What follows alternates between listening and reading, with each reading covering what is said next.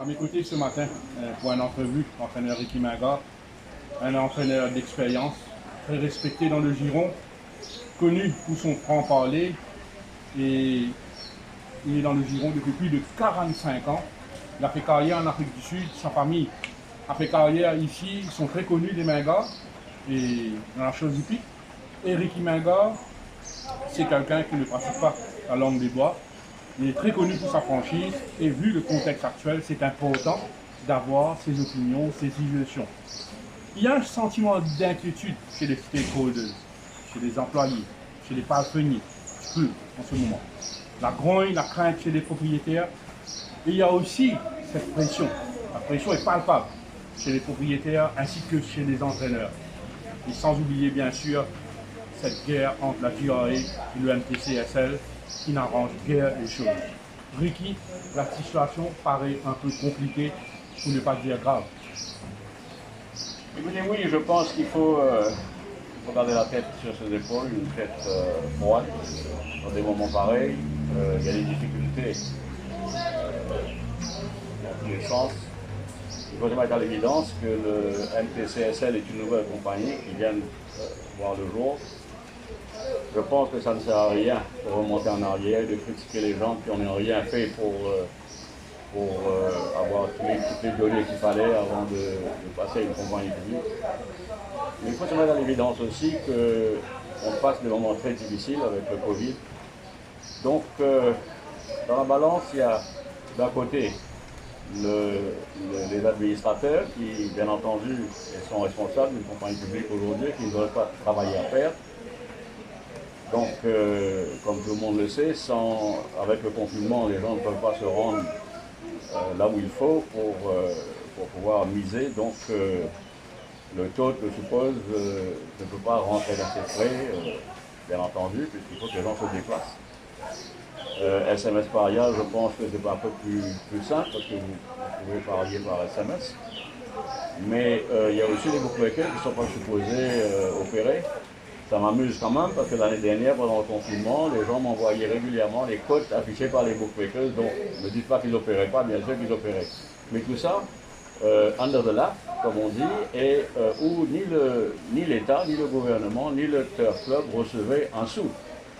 Donc, ce n'est pas une situation correcte. Il faut la revoir, c'est sûr.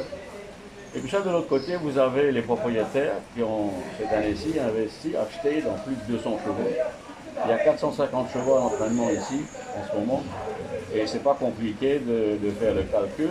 Si un cheval vous coûte 30 000 roupies par mois avec les frais vétérinaires, même dans une petite écurie, ben 30 000 multiplié par 450, vous voyez exactement ce que les propriétaires sont demandés à contribuer chaque mois, over and above, le prix d'achat, l'arrivée du cheval ici, le frais aérien, etc., etc. Donc il y a une grande frustration. Ces gens ont acheté des chevaux, tous ces propriétaires, ils veulent voir les chevaux courir. Donc ils sont très énervés de voir que les courses n'ont pas débuté, même in camera. Alors vous avez d'un côté le MTC qui ne veut pas travailler à perdre, vous avez de l'autre côté les propriétaires et tout le monde, les palefreniers, les entraîneurs, tout le monde qui est relié aux courses. Je ne vois pas comment ils n'arrivent pas à trouver une solution, parce que si vous regardez les chiffres qui ont été publiés l'année dernière, le MPC a des frais de course d'environ 900 000 roupies par journée de course à peu près. Ils ont des frais généraux d'environ 3 500 roupies par journée de course, mais ces frais généraux, s'il n'y a pas de course, ils ne les retrouvent pas n'importe comment. Et plus on tarde, plus ça sera difficile d'avoir 39 journées dans l'année, parce qu'il y a le temps, il y a l'état de la piste qui va peut-être pas prendre autant de journées en un temps restreint, et il y a aussi les chevaux qui ne peuvent pas courir samedi et dimanche. Donc étalé sur 8 mois ou 9 mois, les chevaux peuvent courir 6 fois par an, disons, en moyenne, mais étalé sur 6 mois, ils ne vont pas pouvoir courir 6 fois d'affilée. Alors, si vous regardez que l'année dernière, pendant le confinement, le stake money était environ de 1 600 000 roupies par journée de course, si vous ajoutez à ça 1 million de frais de course du Mauritius Turf Club, ça fait 2,6 millions. Si vous ajoutez à ça une partie qui est peut-être récupérable des frais généraux, il se peut que les organisateurs de Paris, et peut-être là, le ministre des Finances, et même au niveau du Premier ministre, les courses sont très importantes, il y a d'autres facteurs à considérer. C'est le sport favori des Mauriciens, c'est le sport qui garde la population contente, les gens se divertissent ici, c'est une seule façon à Maurice, il n'y a rien d'autre. Et il y a d'autres facteurs qu'on ne peut pas mettre en poids, mais qui pèsent certainement dans le fait qu'il devrait avoir des courses. Et moi j'espère que la décision sera prise aussitôt que possible, parce que j'ai vu un communiqué du Turf Club dans leur site, website. Je ne comprends pas. Je l'ai lu, je l'ai relu, je n'arrive pas à déchiffrer ce qu'ils disent. Ils disent en fait que si le confinement dure encore 2 mois, on va mettre la clé sur le paillasson. Et bien entendu, vous allez prendre des décisions différentes.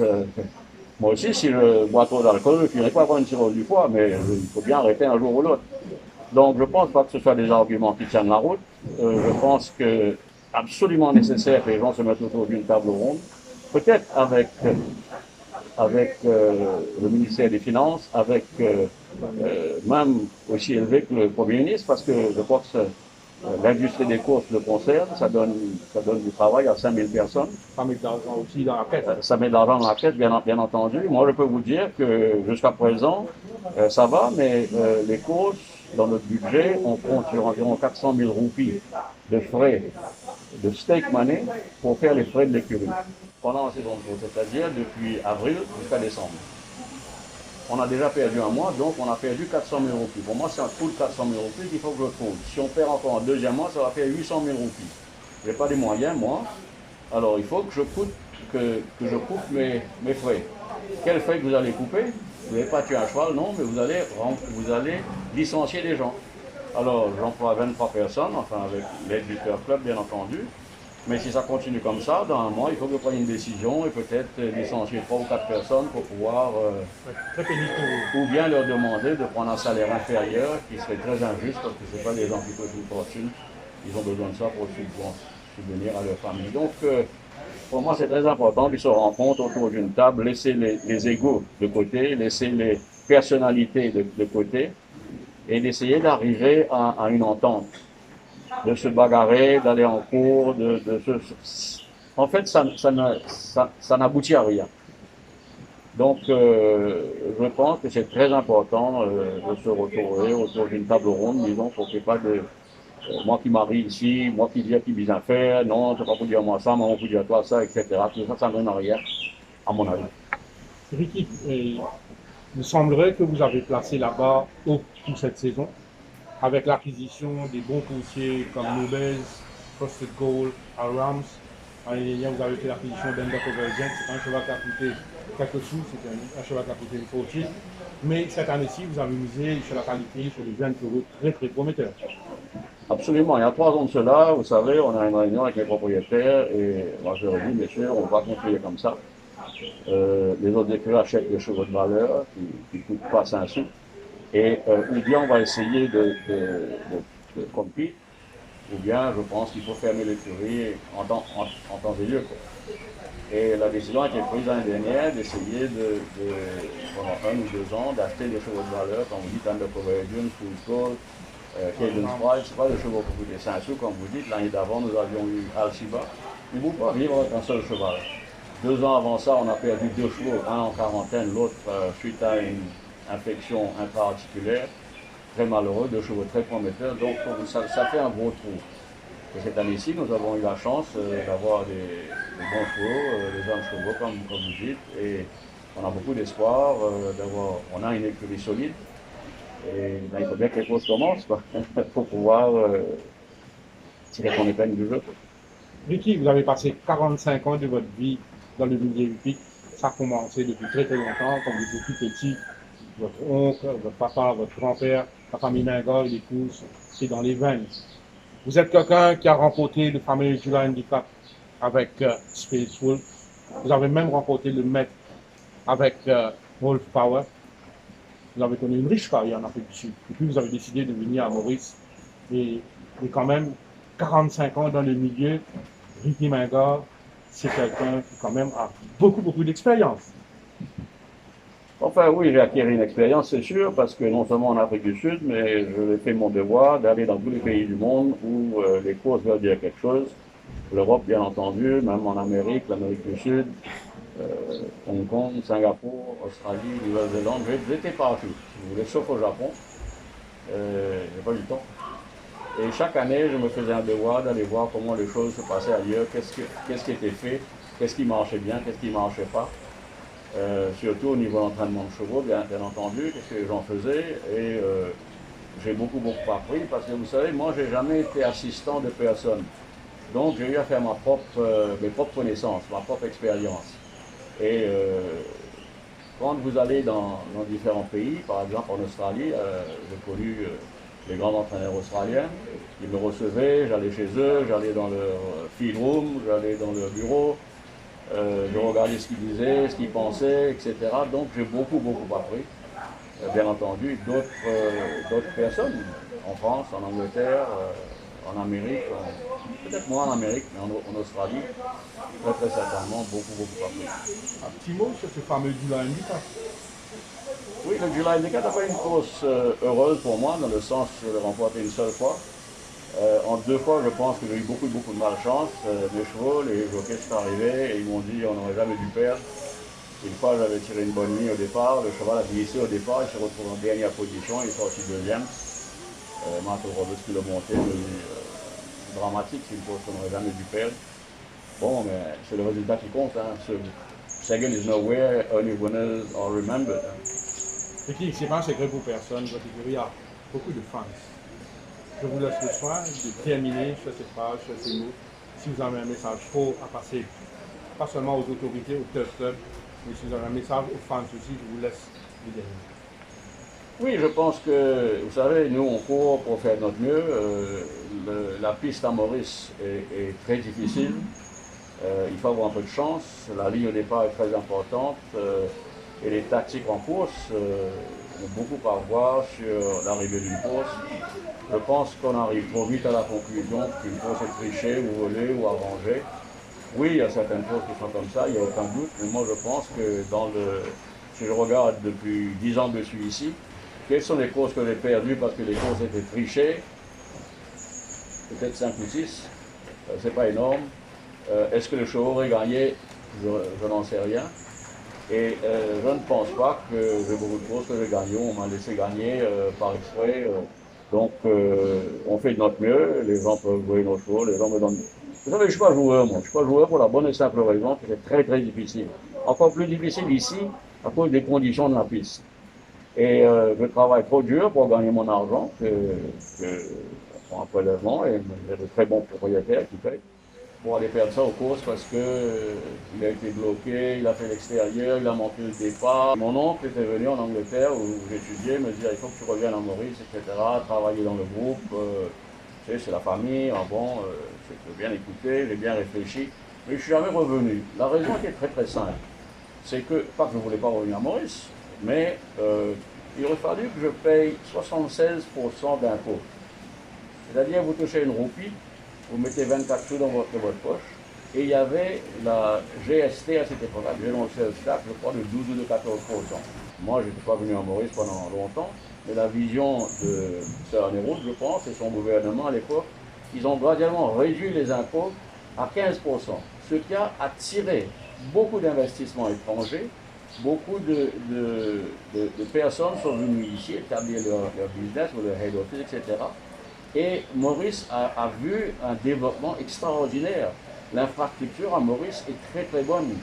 Vous avez aujourd'hui une infrastructure d'un petit pays qui rivalise avec n'importe où au monde. Moi, je me souviens bien, avant, il fallait acheter un pain ici, un steak là-bas, une bouteille de lait là-bas, etc. Aujourd'hui, vous allez dans des supermarchés où vous avez plus ou moins tout. Donc peut-être que ça devrait s'appliquer aux courses aussi. C'est le même système qui était à Hong Kong. Moi je me souviens très bien, comme je vous dis, j'ai été dans le monde entier, presque. Et à l'époque, il y avait des bookmakers clandestins à tous les coins de rue à Hong Kong. Et les gens ont pensé, quand le système a changé, il y a 25 ou 28 ans de cela, où le système de betting a changé à Hong Kong, tout le monde a dit que les courses c'est fini, etc. Regardez où Hong Kong aujourd'hui, avec l'apport du gouvernement, le support du gouvernement, l'aval du gouvernement, très très important ici aussi. Si vous réduisez les taxes au niveau où il y a des paris illégaux qui sont faits, comme vous savez vous aussi, vous-même, vous jouez illégalement, vous avez 5% à payer, vous jouez légalement 12% à payer. Il n'y a pas de course. C'est comme ça que vous jouez au football. Moi, je vous dis, ben, chez moi, les poteaux sont cette grandeur-là, mais chez vous, il faut que ce soit comme ça. Moi, je reste chez moi, je joue pas au football. Donc, je crois que c'est très important parce que les courses ont un potentiel extraordinaire, surtout avec la nouvelle société qui vient d'être formée, la nouvelle compagnie, de faire un pas géant en avant. Et pour moi, avec le gouvernement qui s'infiltre de plus en plus dans le domaine des courses, il a une chance inouïe de s'épanouir vis-à-vis de la population, en ayant un modèle de course à Maurice qui rivaliserait avec les meilleurs au monde. Donc, il y a un challenge extraordinaire. Moi, je suis trop vieux pour participer à tout ça, mais j'espère que ça sera fait de mon vivant, quoi. Merci pour cet entretien, Ricky. Vous avez été très explicite, très franc, comme d'habitude, et on vous souhaite bonne chance pour la saison 2021. Merci, je crois que ça va être une saison très compétitive. Je vois qu'il n'y a pas de petites écuries vraiment, tout le monde a plus ou moins 25 ou 30 chevaux. Moi, je voulais avoir 32 et pas plus, je me retrouve avec 36 déjà, mais je vais dire aux gens, là, il y a assez, moi je ne veux pas encore des chevaux, mais comme vous dites, on a des chevaux de qualité, ça fait plaisir de voir ces chevaux-là courir, et j'espère qu'ils vont durer, mais qu'il y aura des courses bientôt. Merci, Nico.